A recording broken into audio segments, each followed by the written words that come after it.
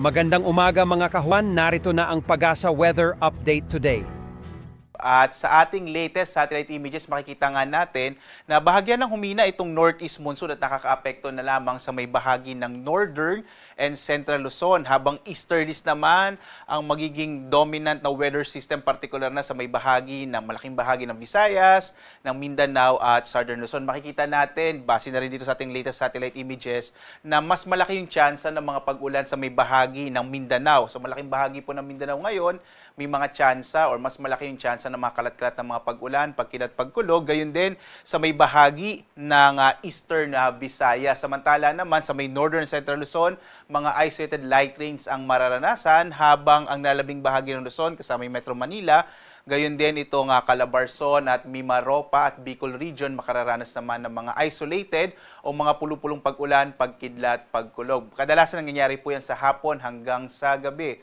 Samantala naman, wala tayong minomonitor na anumang low pressure area, wala rin tayong bagyo sa loob at labas ng Philippine Area of Responsibility. Ngayong buwan nga ng Pebrero, walang nabuong bagyo sa loob ng PAR. Kadalasan po, base sa mga records natin, yung buwan ng Pebrero, Marso hanggang Abril, pinakakakaunti yung mga nabubuong bagyo dito sa loob ng Philippine Area of Responsibility. So asahan po natin this coming weekend, generally, fair weather sa malaking bahagi ng ating bansa at medyo mainit na panahon yung mararanasan, lalong-lalo na sa may area ng Southern Luzon, Visayas at malaking bahagi rin ng Mindanao. Dito nga sa Luzon, makikita natin na generally fair weather, lalong-lalo na sa may northern and central Luzon.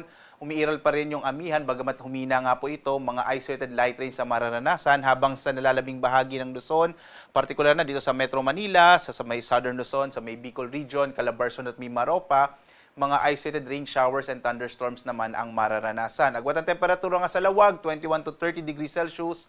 Sa Tuguegarao, 21 to 26 degrees Celsius. Sa Baguio, 14 to 23 degrees Celsius. Sa Metro Manila, 23 to 31 degrees Celsius. Sa Tagaytay, 20 to 29 degrees Celsius. Habang sa Legazpi, sa may Bicol region, 24 to 29 degrees Celsius. Dito tayo sa may Palawan, Visayas at Mindanao. Ang malaking bahagi ng Palawan ay makararanas din ng mga isolated rain showers and thunderstorms. Ngayong araw na ito, agwat ang temperatura sa Calayan Islands, 24 to 32 degrees Celsius at halos katulad na temperatura din ang mararanasan sa Puerto Princesa, 24 to 32 degrees Celsius. Malaki naman yung tsansa ng mga pag-ulan, lalong-lalo na sa may area ng Samar, Northern Samar at Eastern Samar, dulot ng easterlies, at ang nalalabing bahagi naman ng Kabisayaan ay makararanas ng mga isolated rain showers and thunderstorms. Medyo mainit na temperatura din ang mararanasan sa araw na ito.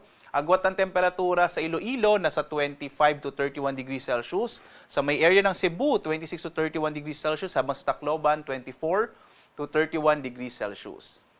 Sa Mindanao naman, malaking bahagi ng Mindanao ay makararanas ng maulap na kalangitan na may mga pag-ulan, lalong-lalo na sa may silangang bahagi at katimugang bahagi ng Mindanao, dulot yan ng easterlies.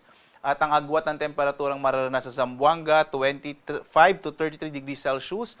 Sa Cagayan de Oro, 24 to 30 degrees Celsius. Habang sa Davao, 23 to 31 degrees Celsius. Sa mga kababayan po natin sa Mindanao, dahil ngayon nasa natin na may mas malaking chance ng mga pag-ulan, mag-ingat pa rin sa mga banta ng mga biglaang pagbaha o flash floods at pag-uho ng lupa o landslides.